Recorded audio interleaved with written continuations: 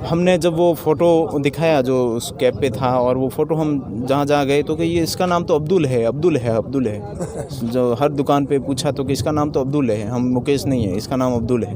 फिर हमें पता चला इसका नाम चेंज करके निकनेम वहाँ के लिए अब्दुल रख दिया गया। पप्पू भाई, आपको ये तस्वीरें दिखा रहा हूँ। डंड गांव का एक युवक 2 साल तक लापता था और जम्मू कश्मीर के श्रीनगर में वहाँ पर कहीं पर काम कर रहा था, और कठिन परिस्थितियों के बावजूद भी वो घर नहीं आ पा रहा था। और क्योंकि उसको न तो उसके पास किसी पहचान पत्र थी और न घर वालों के पास किसी प्रकार की सूचना थी।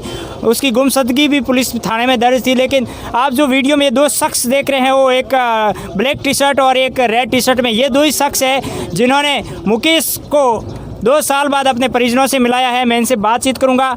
एक है बालोतरा के पप्पू भाई उर्फ साबिर भाई, और दूसरे हैं लोकेंद्र सिंह जी नौसर, और ये बिजनेसमैन भी है और जम्मू कश्मीर और श्रीनगर में इनका बिजनेस भी चलता है। इन्होंने ही सबसे पहले वहाँ आइडेंटिफाई किया और उसके बाद में पप्पू भाई भी यहाँ से पहुँचे और जिस ठिकाने पर मुकेश को रखा गया था उस ठिकाने की तहकीकात करते हुए वहाँ पर पहुँचे।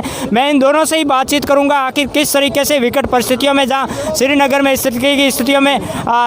लोकेंद्र जी, सबसे पहले तो आपका बहुत बहुत धन्यवाद कि मुकेश को आपने 2 साल बाद मिलाया है। किस तरीके से आपने वहाँ पर मुकेश के बारे में इनपुट मिले थे और फिर आपने वहाँ पर रेकी की और उस मुकेश के ठिकाने तक पहुँचे?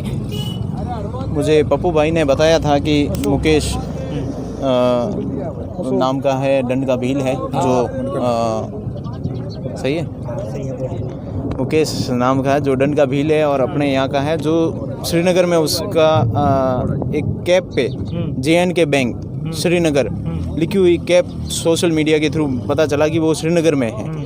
फिर इनके भाई आंबाराम वो पिछले 5-6 महीनों से तहकीकात कर रहा है, 2-3 महीने पहले, और उसे वहाँ लोकेशन मिली नहीं कि वो है श्रीनगर में, पर है कहाँ ये पता नहीं था। फिर फाइनली जब अशोक जी के मित्र हैं जो मेरे बिज़नेस पार्टनर हैं, पप्पू भाई, ये श्रीनगर आए, ये बात हुई। फिर हमने हमारे जो वहाँ के लोकल है सुल्तान भाई, उन्होंने हमारा खूब सपोर्ट किया। फिर हमने इस मुकेश जो वहाँ सिम चलाता है फ़ोन, उसका फ़ोन ट्रेस किया और उस लोकेशन पे हम पहुँचे और फिर हमने उसे ये इनके इन प्रकार वहाँ से। कैसी लोकेशन थी? क्या आम लोकेशन थी? नहीं, आम जन वहाँ नहीं आ सकता था।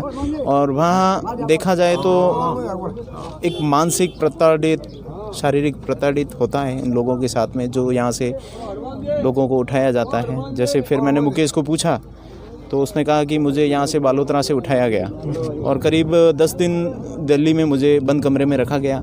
और फिर मुझे जब मेरी आंखें खुली दोबारा नेक्स्ट टाइम, तो मैं डल के सामने था। वहाँ मैं 10 दिन इधर उधर भटकता रहा। आज मैंने खाना वहाँ खाया, आज मैंने वहाँ खाया। फिर फाइनली मैंने एक कोई शान सिक्योरिटी नाम की कोई एजेंसी थी, उसके वहाँ वो रहा 5,000 की सैलरी में, पर उसे सैलरी उस टाइम दी नहीं गई, बात ये थी। फिर वहाँ मानसिक प्रताड़ित हुआ और फिर पूछा गया तो उसके हाथ पे एक टैटू है मुकेश नाम का, वो भी मिटाने की खूब कोशिश की गई। अभी तक है, हल्का सा धुंधला सा दिख रहा है। और हकलाने की हमें एक पहचान दी थी कि आंबाराम की वो हकलाता है। जब मैं लोकेशन पे गया तो मैंने उससे पूछा कि वहाँ, और हाँ, उसका नाम भी चेंज कर दिया गया था, अब्दुल नाम रखा था। लोकेशन पे मैं वहाँ गया, मैंने बोला अब्दुल, तो वो कौन अब्दुल? मैं राजू। फिर मैंने वहाँ से उठाया। वो नीचे जिम चलती है, उससे ऊपर एक पार्लर है, उस पार्लर में ये था। फिर हम वहाँ से 3rd फ्लोर से ले आए और फिर पुलिस की जो फॉर्मेलिटी होती है, फिर उन्होंने कहा हम ऐसे आपको देंगे नहीं, आप कौन हो वगैरह। फिर हम उन पे चढ़ गए। मैंने कहा आप हमारे बंदे को लेके आओ, मैं अभी फौज वॉज सब में अभी हम लाएंगे CRF जवानों को और बताएंगे कि आप इसे कैसे लाए। फिर वो डर के मारे उन्होंने छोड़ दिया और हम भी उस टाइम उस एरिया से निकलना चाहते थे जल्दी से जल्दी। और फिर हम मुकेश को हाथ में लिया, मुकेश को गाड़ी में बिठाया और फिर हम वहाँ से चल पड़े। वहाँ से और लोकल किन लोगों का सपोर्ट मिला? वहाँ से सुल्तान भाई है, बरजम रिसोर्ट, जो हमारे इस बिज़नेस में पार्टनर हैं, उन्होंने खूब सपोर्ट किया हमारा। हर श्रीनगर के लोकल एरिया में जाना, वहाँ अपनी वो कश्मीरी लैंग्वेज में बात करना, इमोशंस के साथ में उनसे कहा कि ये बच्चा है, उनका देना है वगैरह वगैरह। आपको कैसे पता चल गया कि इसका नाम वहाँ चेंज करके अब्दुल रखा? हमने जब वो फ़ोटो दिखाया जो उस कैब पे था, और वो फ़ोटो हम जहाँ जहाँ गए तो कि ये इसका नाम तो अब्दुल है, अब्दुल है, अब्दुल है। जो हर दुकान पे पूछा तो कि इसका नाम तो अब्दुल है, हम मुकेश नहीं है, इसका नाम अब्दुल है। फिर हमें पता चला इसका नाम चेंज करके निकनेम वहाँ के लिए अब्दुल रख दिया गया। पप्पू भाई आप भी साथ में थे, जिस तरीके से बालोतरा से वहाँ गए, लोकेंद्र जी का भी साथ मिला, वहाँ के स्थानीय लोगों के साथ मिला, किस तरीके से पूरी कहानी रही है, पूरी यात्रा रही है? क्या हुआ, हम यहाँ बैठने के लिए आए थे।